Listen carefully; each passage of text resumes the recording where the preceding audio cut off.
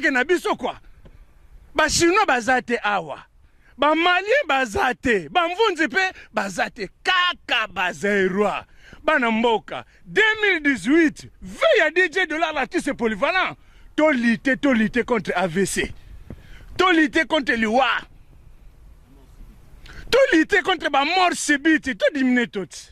To comment qu'on fait na concurrence. AVC comme on dirait, même poulou kutu donc et ça ka bongote AVC biso tebi ay banako bomande ba père na biso kala ba kosikibota. Siko AVC comme ne ba jeune, ba 25 ans, ba 30 ans, un kaka moko boya 35 ans akufi na kata AVC. To zui ba renseignement na cimetière à Pantin et tondi kaka na biso. Kutu moi chance pour batu mususu bache bango na ba tombe moi grise tout ça bani so ba ke bakunda ka biso penaka no na ba couleur à tombe c'est là ba couleur nzoto na biso bango mo na cimetière à Pantin ba tombe onyosu mwindu pesa ka batu mwindu kaka mais na bende film eloko zo bomba biso eloko zo chabiso ba mort subite eloko zo chabiso ba AVC mes amis ezaka ba couple AVC na biso zo utaka na ba couple botala. Botana kata cimetière à Pantin pour moi to lakisa pena ba bilongi nyonso ya bana mboka na ba kombo nyonso tu ezate mais batu bazokufa mingi awe ezaka ba biso ba papa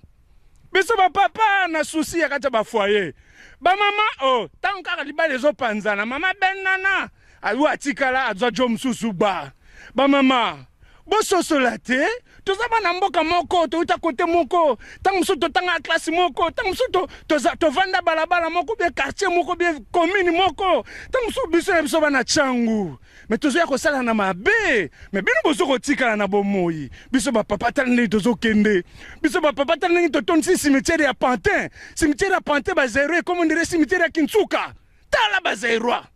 na kata cimetière ya Pantin o mona cimetière ya Mvunzi boye faut luka na cimetière à Pantin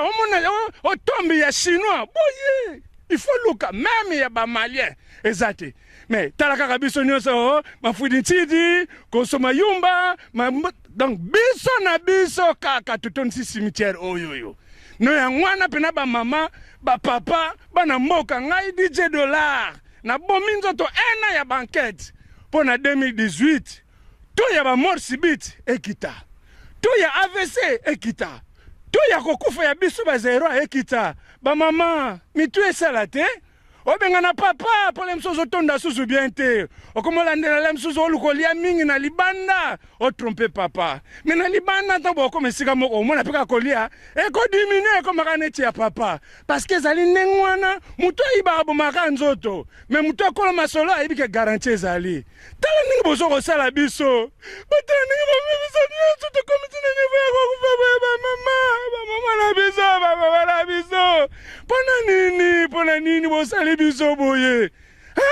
pona nini bosali biso boye likambo kaka makambo ya lemsusu bamongo ba location ya bana lemsusu bamongo kaka ya bakaf makambo ya mikemkere bandaku tobongisa tosolola tokitisa to ya kokufa cimetière mundela sel na Pantin asel ka pona biso ba zero te cimetière basala kaka pona biso ba congolais te cimetière ya Pantin salma pona batu nyonso mais pona nini ya ba malien bazate pona nini ba tombo ya ba chinois awa ezate ba tombo ya ba mvunzi awa na cimetière ya Pantin ezalite bato bele baza awa boyebi bango soki pena bo landa bo kunda batu ane tozo nazo chaboye boyebi o songolo o pakala mais par luzitu ya ba famille par luzitu ya ba ndeko na biso ningi ba lali boye mwana tanga ba kombo ezate mitu esala ça c'était mes vœux les plus chers à commencer tout de même par la santé DJ Dollar l'artiste polyvalent l'homme du présent et du futur.